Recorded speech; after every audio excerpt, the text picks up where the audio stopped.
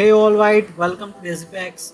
And मैं तरुण आगे हूँ आपके लिए क्विक इन्फॉर्मेशन लेकर के, जो कि अगर ग्राफिक की दुनिया में अगर आप हो तो जानना बहुत ज़्यादा ज़रूरी है। बहुत सारे लोगों को पता नहीं है, बेसिक है बहुत ज़्यादा। तो आज का टॉपिक है वेक्टर वर्सेस रास्टर। तो चलिए शुरू करते हैं।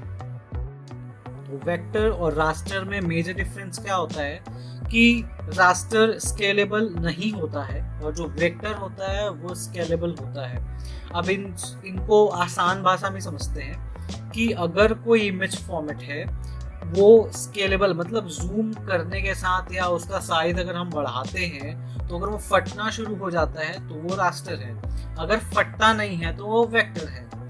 अगर इन सारी चीज़ों को आसानी से समझे तो फोटोशॉप से जो आउटपुट आती है, ठीक है, वो चाहे जेपीजी हो, पीएनजी हो, पीडीएफ हो, ठीक है, फर्क नहीं पड़ता है, वो सारे रास्टर ही होंगे। और जो इन डिज़ाइन और इलस्ट्रेटर के थ्रू आते हैं वो वेक्टर होते हैं। तो इन दोनों सॉफ्टवेयर में डिफरेंस ही यही है कि जो फोटोशॉप है वो रास्टर के ऊपर काम करता है और जो इलस्ट्रेटर है या इन डिज़ाइन है वो वेक्टर के ऊपर काम करता है, ठीक है। और इसके एक्सटेंशंस, रास्टर के एक्सटेंशंस जेपीजी, पीएनजी, पीडीएफ हो सकते हैं। वेक्टर के एक्सटेंशन एसवीजी होता है, जिसका मतलब होता है स्केलेबल वेक्टर ग्राफिक्स, जो कि स्केल हो सकता है। तो ये सारी चीज़ें थी हमको कवर करनी थी, क्योंकि हम आगे अभी इलस्ट्रेटर की सीरीज शुरू करने वाले हैं। तो लोग सवाल करते हैं अक्सर, सर ये तो हम फोटोशॉप में भी कर सकते हैं, इसमें इलस्ट्रेटर में आने की क्या ज़रूरत थी।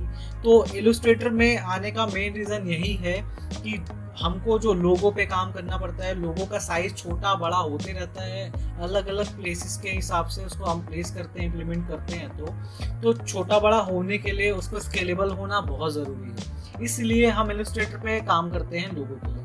और अगर किसी पर्टिकुलर साइज इमेज पे ही काम करना होता है, बैनर पोस्टर पे, तो हम फोटोशॉप में कर सकते हैं। ऑल्दो मैं उनको सजेस्ट कर रहा होता हूँ कि अगर डिजिटल नहीं है, प्रिंट के लिए है, तो आप इलस्ट्रेटर ही करें, क्योंकि प्रिंट के लिए अक्सर इलस्ट्रेटर ही यूज़ किया जाता है। तो अगले हम सीरीज में मिलेंगे इलस्ट्रेटर की ट्यूटोरियल की, और हम लोग बहुत ही बेसिक से शुरू करेंगे। तो वहाँ पे आपको बहुत पहले से जानने की ज़रूरत नहीं है। आप अगर बेसिक कंप्यूटर चलाना भी जानते हैं तो वहाँ से शुरू करेंगे, आपके लिए बहुत आसान हो जाएगा। तो मिलते हैं उस ट्यूटोरियल के प्लेलिस्ट के अंदर, तब तक के लिए स्टे ट्यून्ड।